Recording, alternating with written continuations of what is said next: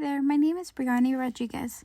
Today I'm going to talk about Frida Kahlo and her paintings in relation to visual rhetoric and how Frida Kahlo broke social expectations in her era as a woman simply by expressing her emotions through art. Frida Kahlo was a Mexican artist that was born in 1907 and passed away in 1954. The American Medical Association Journal of Ethics writes about the life and art of Frida Kahlo.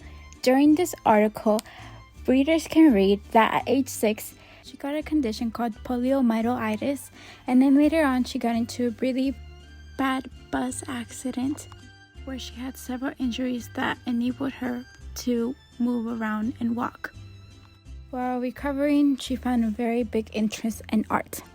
Back on track. So today we're going to analyze 3 paintings of Frida Kahlo and describe why she broke social expectations through her art. The first painting that you see here is called The Thorn Necklace and Hummingbird. The second painting you see is called Henry Ford Hospital. The third painting that you see is called The Broken Column. Let's begin with the first portrait. So the controversy towards this portrait is that it shows a lot of hairy features that usually is portrayed in a male compared to a woman. You can see her unibrow, her mustache. So I decided to do a little bit of digging. I found a peer-reviewed article titled Mexicanas en la Guerra, World War II and the Disclosure of Mexican Female Identity. Basically, in this article, it was revealed that Aura Rustin, a conservative commenter who often appears in the Hoy magazine, very popular during the 1940s. And she commented in 1946 and started talking about how women had this obligation to maintain their beauty. And well, she put in that question, the why do women shave? And her perspective towards how, it shouldn't be a standard or an expectation for women. And I think it's amazing and has a beautiful connection to Frida Kahlo's painting over here because you get to see her features and she would never shied away from that. She was breaking expectations before they were even mentioned in most articles. The next painting we will be talking about is the Henry Ford Hospital painting, where she displays an affectionate moment of her miscarriage. To be frank, it was very hard to find research towards how this portrait broke social expectations for women. As a Latina woman, I am able to see how she broke social expectations, as miscarriages aren't really spoken upon my Latino community, and it's very hard to start a conversation. Frida Kahlo was able to demonstrate the pain and the reality of miscarriage through this painting. I was able to find this article that talked about the miscarriage history in Mexico.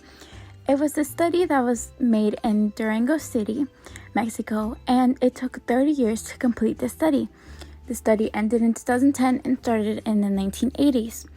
And they spoke how miscarriage medical information was very hard to find, that even nurses had a hard time to treat miscarriages.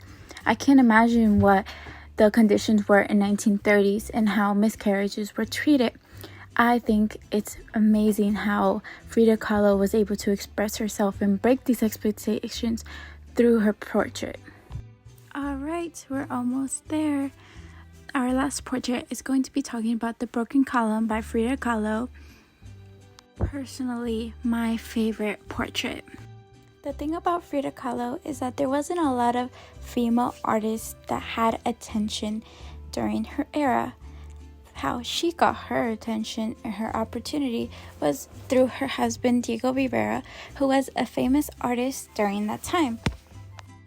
I got this information from Claremont McKenna College that published an essay.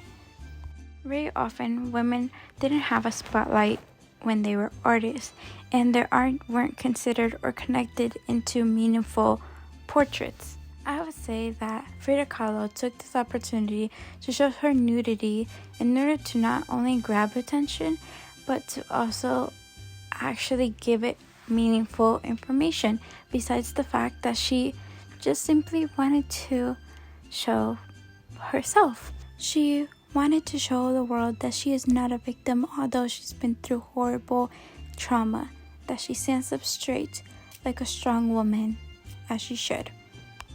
What do you guys think? Do you think she changed social expectations as a woman in her era or even now? Well, hopefully I made a good argument. Thank you for listening.